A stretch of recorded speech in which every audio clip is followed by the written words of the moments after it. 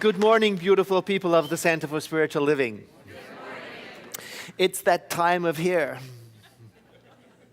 And as a way of introducing that time of year to our guests and people who are new to our center, the way we do things here when it comes to our contribution is instead of talking about contribution all year long, we take one time in the year to gather our intentions together. We ask each other, what is your very best estimate for how much you're going to give the center in the next calendar year, January to December 2014? We write that down on a piece of paper and we use that to plan. It's a very simple process. We make it so simple. We have an online giving form at www.cslsr.org, or you have a physical one in your bulletin today, which if you complete, you can drop off at the giving intention table. And whether you do it online or in a physical form, if you complete it before October 31st, you get a ticket to our gratitude event, which you can pick up today. Even if you did it online in advance, you can still go to the table. They've got your, it's like will call. They'll give you your ticket right there. And that's by what date? October 31st, noon, that's correct. And it's such a wonderful event. We've arranged to have the New Thought artist Kathy Zavada perform our gratitude event. Some of you will know her from Woman's Spirit. Others will know her from performing here. She's such a beautiful, inspired artist. You know, she makes you teary-eyed. She's just so beautiful in her singing. And we chose her because we thought her inspired music would be a fitting expression of gratitude for your commitment to contribution next year. Because we are of the opinion at the center that gratitude is as important as a spiritual practice as is the giving part. So we're very into saying thank you for your intention in advance. And our giving intention team, one of the things they did was to ask members and friends of the community to put together short 60-second videos explaining why the center means so much to them or how it's made an impact on their lives. And well, you've just got to see this one video of one of our young people. I'm going to play it for you in a second. And every time I play it, people ooh and ah so much that I know they need to see it a second time. So we've put it up on our website too, at www.cslsr.org, where you can go to the Giving Intention tab on the right-hand side. You'll find it's easy to find, and you can view it again. Along with other videos, for example, there's the one by our teenagers, and one teen in particular is saying that he can't imagine his life without what he learned at the center. A teenager. And our young adults, and the adult version is being created even as we speak. You know, adults are tardy in getting their material to us, but it's in process, But I will be showing you the first one today, and I wanted to let you know that the reason why I'm showing it to you is for this. The message that these children give is that that's our heritage, that's the legacy we're leaving. They're learning from this very early age that God is the life that they're living. And that's priceless. And that's what your giving is going to. Before we see the video, I also want to tell you that if you recall, I think it was earlier on this year, I can't remember which month, we studied giving as a spiritual practice. And I was saying how important it is to begin in a gentle way. If you've never had a regular giving practice, do something that feels good and easy that you can get into to feel the benefits of it. Because if you're too strict or too ambitious, often like New Year's resolutions, you give up. So I said to people, take $1, commit to giving $1 in the basket every single week or to whatever charity you give to. And several people have been writing to me, saying to me, I've been doing that and reporting the tremendous sense of connection they're feeling to their own solidness and to the community. And I've been saying to them, I want you to take it the next step now. I want you to take it further. I want you to write down that intention on an intention card. And then I want you to take a further step. I want you to own it. I want you to lean into it and write your name on an envelope and with that $1 so that you can be counted on. Oh, we're working through this, a whole bunch of us, because, it brings up stuff. It's wonderful stuff. And then it occurred to me, why should first-time givers be the only one to stretch? What about those of us who are the pillars of the community or who have been giving for some time? Well, I'm going to do this. Why not have a modest increase as well? If you're accustomed to giving $30 a week, why not give $31.23 a week for this year? And I'll tell you why. Because we have a goal at the Giving Intention team to increase the number of people who are participating in this program because of the tremendous benefits that you experience personally from it. Last year we received 827 forms. Well, a modest increase, let's say 870. I invite you to hold that vision that we can accomplish that we can all participate and be good stewards. There's another reason. It's because we've got a couple of things we'd like to do for our center. For example, we'd like to paint the exterior. It's been 15 years. And our chairs, they've held us up for 15 years and they've done a fabulous job, but they are starting to show the signs of wear and tear. And our aging HVAC systems, they have to be replaced on a schedule, so some of them are coming due. They've done very, very well. Things like that are calling for our attention. But even more than that, for you to participate as a way of identifying with and knowing that you are giving to the legacy that is articulated by the voices of these young children. So here's the video. Now just say a prayer to any appropriate deity that it works. Yeah, it was funny.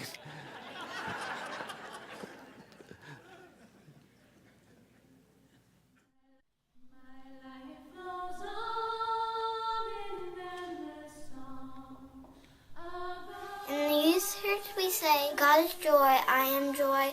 God is love, I am love. God is beauty, I am beauty.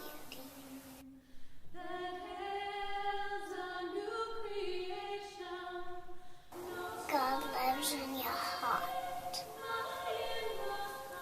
Where God stretches, and it goes into your arm, and your arm, and your other arm, and your hands, and it makes you sweat.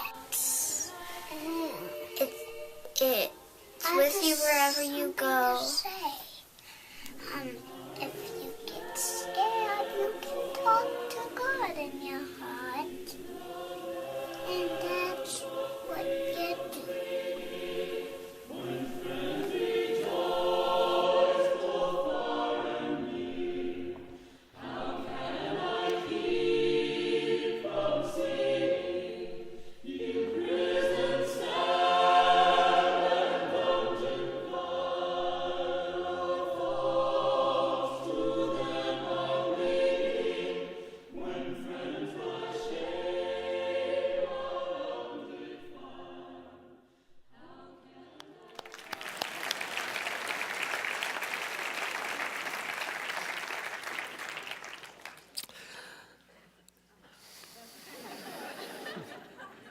As you heard this morning, we're beginning a new focus as we do every month. This month, our focus is creative expression as a spiritual practice. And I brought some points along to make sure that I stay on task. So let's review those points. The first of which is, why don't you say it with me? Being creative isn't optional. We can have the offering now. Right? That's the whole message. The next is this. Together, the great Creator lives within each of us and we in it. And the next one is this. And if you bring forth what is within you, what you bring forth will save you. Indeed, if you don't bring forth what is in you, that great creative power, you get into trouble. Next. Creativity is medicine, and the more we use it, the better we get at using it, and the better we feel. The next one. When spiritual practices get stuck or you feel cranky, try making something in order to release what is in you, because when it comes out, it has a way of making the crooked straight. Next. Shift your perspective regularly to notice and pay attention to the amazing, beautiful, natural-born, creative energy that is in you. So now, though, we got to get going. We've got a lot to cover. And we are using Julia Cameron's book. She's the artist of The Author's Way, and this is the follow-up book, Walking in This World. And it appears to be a manual for artists until you start reading it. And you realize very quickly it's a manual for spiritual living, no matter whether you've painted ever in your life or you don't know anything about the arts. It's about life. It really, really is. And that's where I got the idea from one of those points.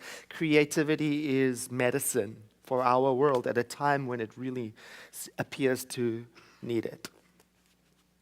But before we get to the medicine of creativity, we must address this idea or this misconception that some people are not creative. You might even be one of those people who've heard that word come out, I'm not creative. So let us see how she addresses it, and I invite you to read it with me. We are all artists. Some of us are declared, accomplished, and publicly esteemed artists. Others of us are the private kind, making artful homes and artful lives, and shying away from the public practice or pursuit of our art. Now, for the next sentence, you need to make sky quotes, okay? Okay. Some of us, officially not artists, and without a creative bone in our body, are artists nonetheless, because creativity is in our blood, our DNA. Now that matches the message at the Center for Spiritual Living that says we live and move and have our being within the mind of the creative genius from which everything flows. That's right. We exist within the mind of the creative genius. In fact, when we are thinking, where do you think we are thinking? We are thinking inside of the mind of the creative genius. In fact, we are made from creation. You see, we take creation to be a given because we appear to be here. So we assume we are of it. And because there were no other building blocks in the beginning to build from. We are made from it, and so it's not a question of whether or not we are creative, it's what we do with it. We're just studying that right now in class in self-mastery. We're looking at the 4 agreements by Don Miguel Ruiz, and it says it's a given you are creative. With your word, the way you speak is creative, but you can use that for good or for bad, for health or for harm, for a blessing or for a curse. There's some freedom. It's the same with your creative energy. It's not that you don't have it, it's what do you do with it. Very interesting section in this book by Julia Cameron. She says, sometimes what makes us feel crazy and frustrated and irritated and out of sorts is exactly because we're not letting our creativity out. And it's not because we are broken or crazy because the whole world is trying to fix us. It's just that we feel crazy and broken because there is so much amazing power in us that wants to be let out. Right? I know. Listen to this story in here of Sarah. Maybe it's your story. It could be. Sarah, a book writer now, was known to family and friends for many years as high-strung, nervous, nutty, even crazy. She had too much energy, and it spilled out in making drama out of daily life. She was always in a pitched battle with something. Everything she experienced seemed to be heightened and adversarial. She wasn't precisely depressed, but she did tend to view life in adversarial terms. She moved from therapist to therapist, antidepressant to antidepressant, and quick fix enthusiasm to quick fix enthusiasm. She tried meditation, energy work, self-help gurus. All helped, sort of. Nothing seemed to really make her more comfortable in her skin or in the world that we live in. At long last, Sarah began to work with creativity tools, and she actually used some of the tools that Julia Cameron teaches, and you can read up about those or use other creativity tools. And her mood lightened, her energy steadied, and her optimism, it did not so much return as it made its first appearance on the stage of her adult life. Creative projects of all stripe began to sprout wings in Sarah's household. She and her children made masks for Halloween, cookies, and cut out snowflakes for Christmas. And by New Year's, she had a resolution to try writing the book she had always dreamed of. Carving out a wedge of time for herself during her kids' after-school playtime, Sarah began writing, and her children fielded the calls. Mom's writing now. And she was writing not only her book, but about the distorted dramatics her life had undergone when she was channeling all of her creative energy into the drama. Sarah's tendency with personal drama settled down. Self-expression began to heal her character issues that years of therapy had not touched. At this writing, Sarah has written 5 books and published 4 of them. She is not crazy anymore, but she is crazy about her work. As she has found a way to channel and express her colorful inner self, her life took on a gentler and yet more vibrant shape, and her dreams took on a technicolor clarity. It's a good story. See, I know that story. I read about it also in the Gnostic Gospels of Thomas. Apparently, this is attributed to Jesus. Won't you read it with me? If you bring forth what is within you, what you bring forth will save you. If you do not bring forth what is within you, what you do not bring forth will destroy you. You see, God within as creativity. When I try to suppress it and keep it and fit in, icky. You know, I used to have a counseling practice long time ago, and I'd sit with people, and oftentimes they would come to me stuck and directionless or struggling with an addiction, and we would sit and talk, and in the conversations, I would be able to detect in between all of their story about themselves, sometimes these were people with massive creative energy, immense personal expressiveness, wonderfully unique. And the problem was they just had no interesting, engaging place to let it out. That's often what we would discover. And if they could find that place, that some place, they would start to experience that adjusting that the story of Sarah tells about. You know, sometimes, and it didn't have to be painting the Mona Lisa. It just had to be interesting to them, not to the rest of the world, to them. And sometimes it was just simply in exploring the question, do you have a hobby? That we would find that their interest was not being allowed, it wasn't being fed. She writes in the book, when we lose interest in ourselves and in our lives, when we tell ourselves our dreams don't matter or that they are impossible, we are denying our own spiritual heritage. When we do this, that's when we become drained and depressed, she says, possibly even physically ill. We call ourselves neurotic. That is not the case. We are not neurotic. We are miserable.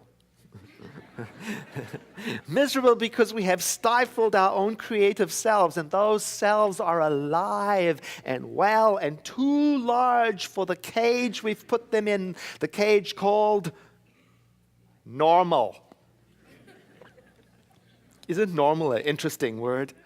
Such an interesting word to make sense of in a world in which every single one of us is completely different from the other. You can go crazy trying to figure that out. It's an impossibility to be normal. But there's so much cultural pressure to be normal. It's the hiding of our true selves that causes craziness.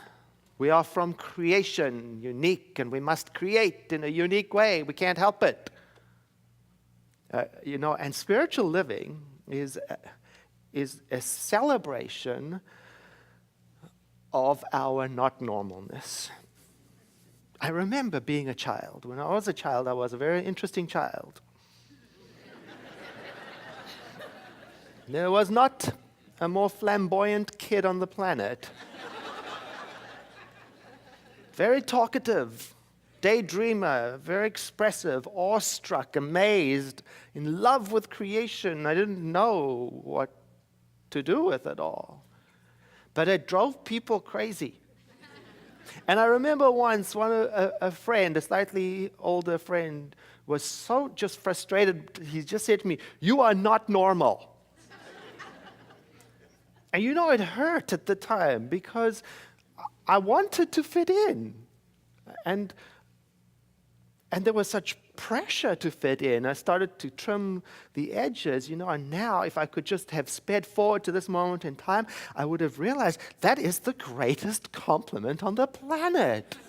And if I had had the wherewithal, I would have said to him, "Thank you. You noticed."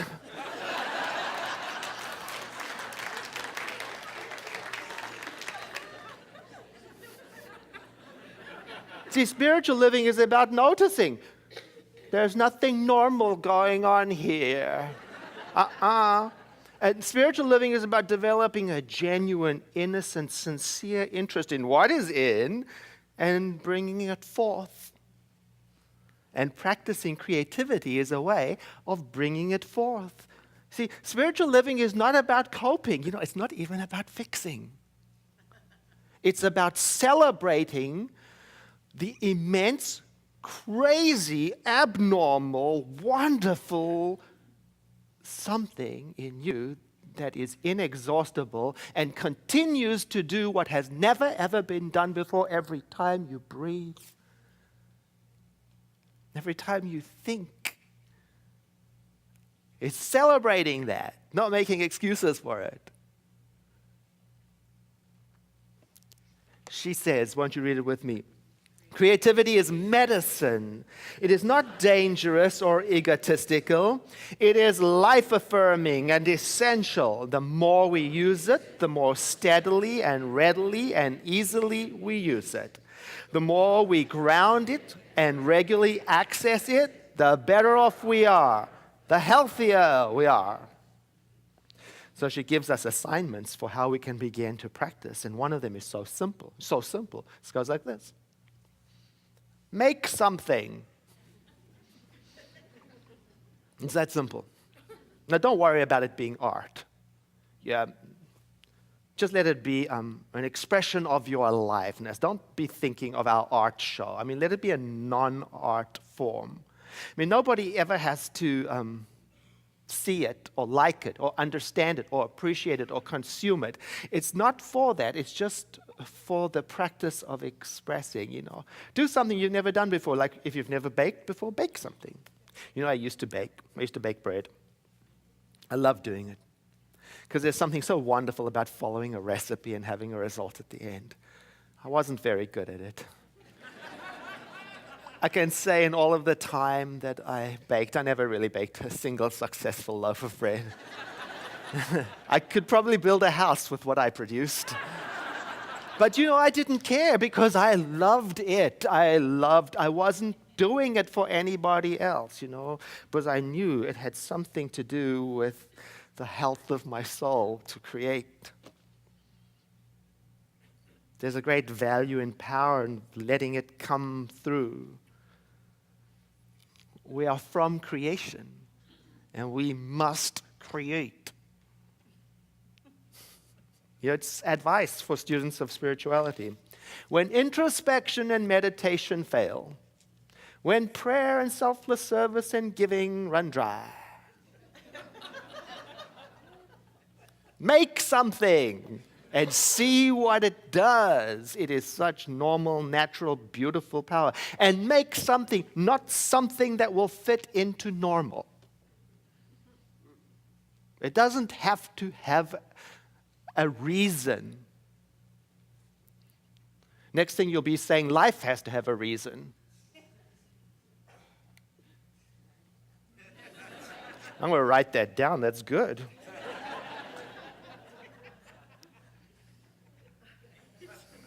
It's just something that expresses what is in you, even if at first it is clumsy and ridiculous. It doesn't need to have a purpose. Oh, a good place to turn for exciting ideas is the booklet that we produced this month called Creativity, a Spiritual Practice. We gave it away on Wednesday evening, and it's filled up with examples of what to do to stimulate your creativity, one idea for every day of the month. And of course, you can download it for free on our website, or if you prefer a hard copy, you can pick it up. You can purchase it at the bookstore. But people who came on Wednesday have started, because the first exercise is for you to create a poem. So the idea is you go and get 10 of your favorite poems, and if you don't have favorite poems, go look them up on the internet. Then you gather them, and then you select randomly, let's say, the fourth line out of every poem.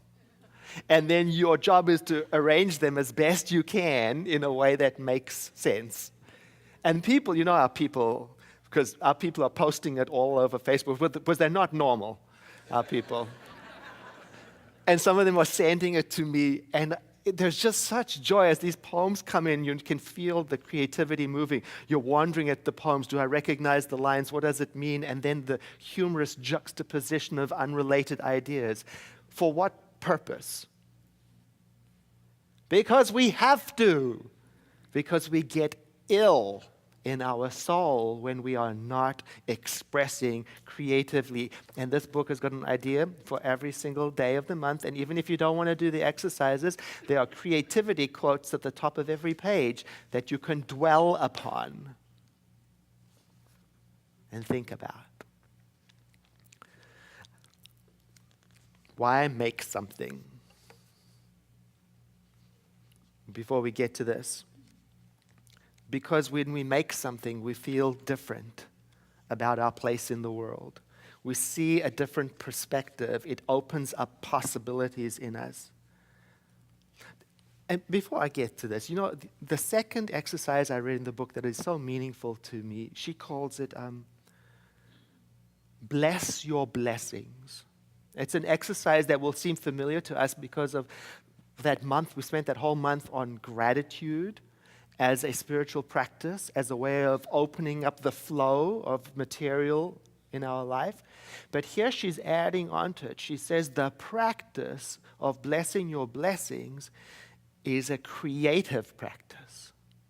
Because as you bless your blessings, you are creating something in your own life. It's an active energy producer. And she says you want to do it to exercise your creativity, to let free in you what's always been in there. She says also that the idea of this blessing your blessings is that it helps us to focus less on what we are not and to focus more on what we are. To focus less on what is not present in our life and to focus more on what is, and to notice that in doing so, we are creating something. There's a spiritual law that describes that. It goes something like this: what you praise, you raise. That's what she's talking about. Now this slide, won't you read it with me? The great Creator lives within each of us. All of us contain a divine expressive part, a creative candle intended to light our path and that of our fellows. We are shiny, not tarnished, large, not small, beautiful, not damaged, although we may be ignorant of our grace, power, and dignity. And so the way home is to own your true nature. To own it and to not succumb to the cultural or religious messages of the world that say you are a worm or broken or originally sinful or crazy. Do not listen to those lies. Lies, all of them.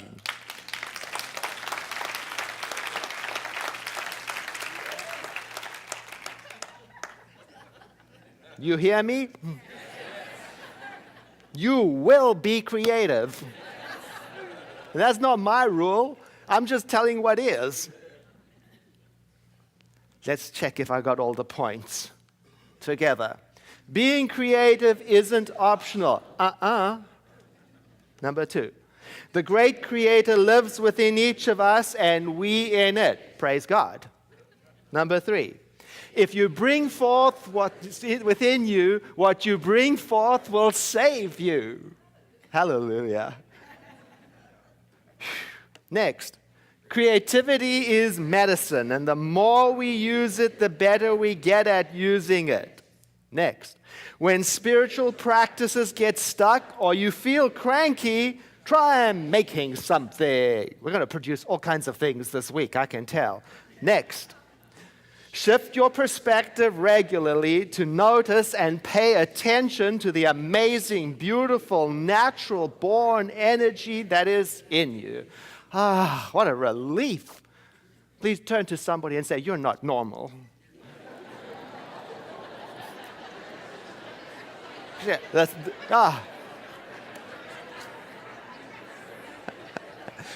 what a blessing. So did you remember to say thank you?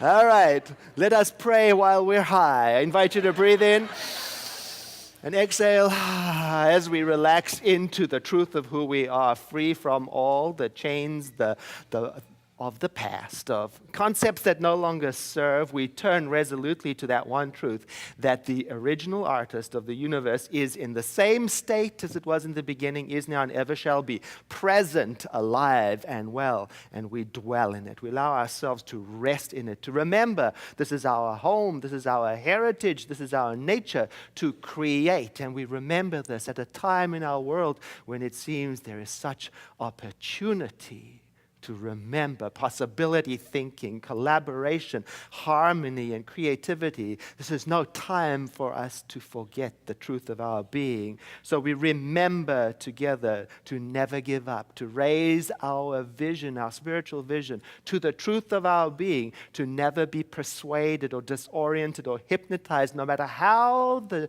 roar of the sound of the consciousness of the group around us is. We stay resolutely on the path of truth, remembering that we are cause, that we are using creative mind, that we have the power to declare into being simply by the process of our creative thought. So together, with awe and wonder, with trust and humility, we think for our country, health, wellness, harmony, collaboration, and trusting with faith in the spiritual laws that govern the universe. We remember that all comes to pass not by any effort of will, but through the spiritual laws that govern the universe, the Holy Spirit. So we trust it and we let it be. And together we say, and so it is.